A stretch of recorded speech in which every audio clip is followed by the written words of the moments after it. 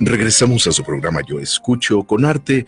Vamos a hablar ahora del tema del Día del Patrimonio de Nuevo León, esta celebración que ya llegamos a su sexta edición.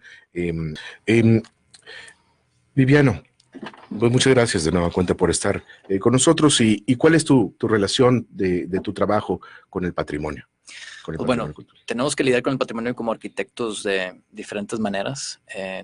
Tratamos de construir patrimonio tanto para nuestros clientes como para la ciudad. Por ahí decimos que un mal arquitecto es un terrorista, porque son ataques terroristas contra la ciudad, ¿no? Y es el bien común de todos. Pero también nos toca en ocasiones lidiar con temas de patrimonio ya construido, del cual se tiene que intervenir, ¿no? Entonces, comprende, estamos hablando de la organización de Lina, por ejemplo, que cuidan todo lo que son las construcciones existentes que están marcadas como patrimonio, pues, de la humanidad, ¿no? Patrimonio de esa comunidad, como lo vemos aquí en el primer cuadro de la ciudad. Todos los edificios que están construidos con antiguos sillares y demás, ¿no? Entonces, cuando tenemos que intervenir en un edificio como tal, que lo hemos hecho tanto en el centro como en el casco antiguo de San Pedro, en viejos edificios, tenemos que ser muy cuidadosos de mantener lo original, la información histórica de lo que se hizo ahí, preservarlo de cierta manera y cómo agregarle y no mezclar lo nuevo con lo viejo y que todo sea identificable, pero que al final de cuentas estamos diseñando espacios que tienen que funcionar para su propósito y su cliente. Háblame de tu carrera de manera internacional, porque sé que has estado, por ejemplo, en Japón, en otras ciudades. ¿Cuál ha sido tu trabajo en otras partes del mundo? Sí, en Hong Kong. En Hong Kong. Yo me gradué aquí en Monterrey, del TEC de Monterrey, y trabajé en Chile, en Barcelona y en Holanda. Y por temas de haber trabajado en Holanda, salió una oportunidad con el mismo socio con el que estuve trabajando en Ámsterdam, que se hizo socio de otra oficina holandesa que están abriendo la nueva oficina en Hong Kong. Entonces, así, de alguna manera, por áreas del destino, acabé en Hong Kong y estuve ya trabajando 5 años para ellos. Es una oficina que se llama OMA, del despacho del arquitecto Rem Koolhaas. Y el proyecto principal en el que estuve trabajando por 4 años fue la Ópera de Taipei, que ahora yo creo que para el siguiente verano ya es la primera obra que se va a poder abrir en el proyecto. Se ha tardado mucho la construcción. Y después de esos 5 años empecé mi propio despacho desde allá, haciendo diseños interiores. Hong Kong, a diferencia de Monterrey, es mucho más denso, por ejemplo. Entonces, para un joven arquitecto empezando, los proyectos que hay son de interiores. No hay tanto de construcciones nuevas. Entonces, ¿Cómo te refieres al concepto de denso? ¿Qué es más densidad. denso? Sí. Bueno, la típica persona que vive en Hong Kong vive arriba del piso 30. Ok. O sea, la vivienda promedio está arriba del piso 30. Tienes 8 millones de habitantes en un área urbana que tiene 15 kilómetros cuadrados menos que Monterrey. Y aquí somos 4. Aquí somos entonces 4,5, aproximadamente, sí. por ahí va, no sé cuándo es el último censo. Entonces, hiperdenso. Todas las calles son de un solo sentido. No es raro ver una calle de doble sentido, son las avenidas principales. Los edificios, porque Hong Kong tiene una parte que está pegada a China, que es la parte continental, que sigue siendo Hong Kong, pero la mayoría es la isla, y la isla es una montaña, entonces tiene muy buena cimentación. Los edificios pueden ser muy esbeltos y muy altos, como pasa en Manhattan. ¿Qué diferencia encuentras o qué diferencia hay entre el patrimonio o el patrimonio en otras partes del mundo con el patrimonio de Nuevo León? Yo, por ejemplo, a los amigos que conozco de Japón, que he tenido oportunidad de decirles, bueno, pues mira, al menos en Nuevo León, Monterrey, pues estamos muy tranquilos de eso, no tenemos muchos huracanes, no tenemos terremotos, no tenemos volcanes, no tenemos tsunamis, que de hecho el nombre tsunami pues es japonés incluso, condiciones que pueden afectar o cambiar mucho lo que denominamos como patrimonio, el tipo de construcción, cómo se hace, debe de hacer las condiciones naturales muchas variantes, ¿no? Claro, mira, es súper interesante. Yo creo que lo más importante es que la cultura es la que designa qué es lo que es patrimonio, ¿no? Qué es lo que no es referente histórico, qué es lo que se debe preservar o no tocar. Y en la cultura china, con Mao Zedong, uno de los movimientos era atrás todas las tradiciones y adelante todo lo científico. Entonces, de hecho, se demolió mucho patrimonio. Es como en la Macroplaza aquí también. Exacto. ¿Consideras que la arquitectura que se está produciendo hoy en día, considerando la definición de patrimonio cultural que entiende edificios que estén integrados al paisaje y que tengan un valor pues universal, o sea, que sea valioso para nosotros y que si este proyecto lo vean personas de Hong Kong también lo consideren valioso, crees que lo que ahora se está produciendo en Monterrey tenga este valor universal de patrimonio? O sea, que de aquí a 30 años tenga valor, ¿o fue una simple decisión del mercado? Bueno, lo que pasa es que es sí y no, porque hay varias cosas en lo que tú mencionas que sí es cierto. El grosso cantidad de metros cuadrados que se desarrollan anualmente en una ciudad son por desarrolladores. Es desarrollo por fines de lucro, ¿no? Y son pocos los proyectos que se desarrollan culturales, que generalmente es por inversión pública y no privada.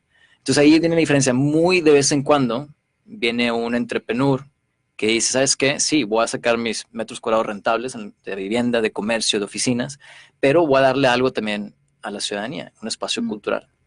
Y son pocas veces el proyecto que combina esas dos necesidades, la necesidad del bien común y la necesidad de la inversión privada, que se hace un referente, que dice, este es un proyecto que vale la pena preservar, ¿no? Eso es en cuanto nada más puramente desarrollo, pero claro que las habilidades artísticas y documentación pura por saber en el siglo tanto se construía de esta manera y en el siglo tanto se construía de aquella, eso ya es documentación que también es muy importante.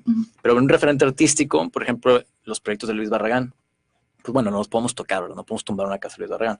Sin embargo, muchas de esas casas todavía están habitadas por sus clientes originales. Entonces, ¿cómo puedes tú ir a decirle, oye, pues tienes que dejar que la gente venga a ver tu casa, pero aquí es donde yo duermo? Y esto sucede. Aquí hay un par de casas en Monterrey y no están abiertas al público. En algún momento esperemos que formen parte de la fundación, que desafortunadamente la fundación de Luis Barragán pues no la compró ningún mexicano, son los suizos, son los dueños de todo el patrimonio cultural de Luis Barragán. Wow. Entonces es muy interesante toda esta conversación y creo que lo más importante es designar qué es lo que vale la pena ser patrimonio. Claro. Viviano, perdón, yo me fui a Japón cuando Hong Kong está para China. Recuérdame, ¿cuál es la situación actual de Hong Kong? ¿Se está independizando? ¿Se va a independizar?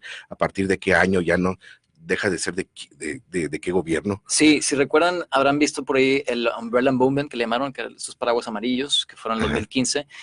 En el 97 el Reino Unido le regresa Hong Kong a China. Sí. Y China, junto con el Reino Unido, desarrollan una constitución que tiene 50 años. Entonces en el 47 se acaba esa constitución y ya Hong Kong es 100% parte de China. Los chinos te dicen que es un país, dos sistemas. El sistema comunista de China y el sistema capitalista de Hong Kong. Hong Kong no tiene presidente, Hong Kong tiene un CEO. Entonces, en esta constitución marcaba que en el 2015 Hong Kong podría tener una elección de su propio gobernante, su propio CEO. Y China llega al 2015 y dice, no, espérame, sí lo puede hacer, pero de un pool de candidatos que nosotros te preseleccionamos. Entonces ahí fue donde están las protestas. Entonces tiene como 6 diferentes territorios chinas que son de China, pero no los opera tal cual China, pero por debajo del agua controla todo. Y Macao es otro, por ejemplo. Claro. Oye, muy interesante lo que nos mencionas respecto a las casas, por ejemplo, del arquitecto Barragán, sí. que son consideradas como patrimonio y que siguen siendo habitadas, ¿no? Estas casas, por ejemplo, ¿qué sucede cuando son heredadas, las hereda la siguiente generación y les dices, oye, pues es tuya, la puedes habitar, pero no le puedes hacer modificaciones, no le puedes... O si le vas a pintar, le tienes que consultar, pedir permiso a Lina para poderla pintar. Claro. La casa amarilla en Alfonso Reyes en San Pedro fue pintada blanca y todo el mundo se echó encima de ¿cómo es posible? Y la volvieron a pintar amarillo. Sí, ¿cómo le dices a alguien que, oye, yo pagué por este proyecto, es mi proyecto, ¿qué le debo yo a la gente? Pero es que, bueno, llega a formar parte de un conjunto más importante que ese propio cliente, que es toda la obra que hay que preservar de Luis Barragán. Pero yo te puedo decir que yo preferiría preservar todas las casas originales que se destruyeron con la macroplaza que los colores de las casas de Luis Barragán, ¿verdad? Es muy difícil. Si tú te vas a, por ejemplo, el Reino Unido, todos estos castillos de hace 300, 400 años son heredados y hay un momento donde la familia ya no necesita vivir en el castillo, ¿verdad? Y le sale muy caro, entonces lo abren al público, hacen eventos culturales, nada más para sacar para el mantenimiento de la propiedad. Exacto. ¿Sí? Y empiezan instituciones culturales a decir, ok, bueno, hay un fondo para preservar ese castillo porque es muy importante por todo lo que sucedió en ese castillo, por decir algo, ¿no? ¿Sobre qué ejemplos que nos pudieras mencionar de trabajo que has realizado en el centro de San Pedro? ¿Algún ejemplo? Sí, tuvimos ahí, fue uno de los primeros proyectos que hicimos. Era un proyecto de oficinas particulares y era una casa que estaba en Corregidora, que estaba toda hecha de sillar. El tema ahí es que si tú la terminas, si tú quieres dejar el sillar expuesto para evidenciarlo, en lugar de poner el estuco y pintarlo, como sería como quedaría nuevo, entonces no es restaurarlo como estaba originalmente hace 150 años, es mantener la reliquia ahí, ¿sí? Y agregarle el proyecto nuevo. Es muy difícil porque el sillar tú le raspas con el dedo y entras, ¿verdad? Ya está, necesita protección porque es una piedra caliza. Por eso es que las construcciones viejas tienen su rodapié. Entonces, lo que había que preservar ahí más importante era el fogón del centro de la casa. Hicimos todo el proyecto para preservar eso y agregarle una malla protectora de vidrio por afuera. Oye, pues, ¿qué más entonces me puedes decir sobre el barrio antiguo, por ejemplo, ¿no? Que a muchas de las estructuras, pues se les puso nada más la pura fachada. Sí. Sí. Fachada, ¿no? Y detrás ya solamente casas totalmente pues destruidas Sí, mira, ahí es muy difícil poder hablar en general porque puede haber que hay detalles estructurales que entonces ya era peligroso mantener un muro de sillar que se pudiera estar cayendo, ¿no? Entonces, y luego sale muy costoso entonces recrear todas las divisiones que había. Estas casas, esta tipología, tenían un patio central y los cuartos estaban alrededor y entre cuarto y cuarto hay una puerta y pues para pasar al último cuarto tienes que pasar por 4, ¿no? Entonces no hay privacidad porque deberías de pasar por el patio. Entonces hay una serie de complejidades donde yo sí creo que es benéfico que al menos se mantenga una parte, ¿no? Lo que no estoy de acuerdo y tengo sentimientos encontrados es que de repente se ve un poquito de Disneylandia, porque después empiezan los proyectos que no había nada ahí y hacen un proyecto que se parece a un proyecto viejo y te metes, tú ya ves que hay sistemas de casetones estructurales que son los mismos edificios de estacionamiento de aquí de Constitución, o sea, no es lo mismo. Pero si eso atrae turismo a esa área y le da vida, pues dices tú, bueno, ok, a lo mejor no está olvidado el espacio, pero pienso que no se debe de hacer fantasía, ¿no? Se debe mantener lo original, preservar lo que se puede preservar, conservar lo que se puede conservar y no tratar de imitar cosas viejas, ¿no? Claro. Bueno, pues se nos está terminando el tiempo y bueno, no nos queda más que reiterar la invitación al público a que se acerque a conocer nuestro patrimonio, nuestra arquitectura, este próximo domingo 10 de marzo. Como parte del Día del Patrimonio de Nuevo León y agradecer que nos hayan acompañado en esta ocasión Brenda Fernández de Servicios Educativos del Centro de las Artes y en especial el arquitecto Viviano Villarreal y por todo este trabajo que haces por el reconocimiento del patrimonio arquitectónico. Muchas gracias por tu presencia. Muchas gracias.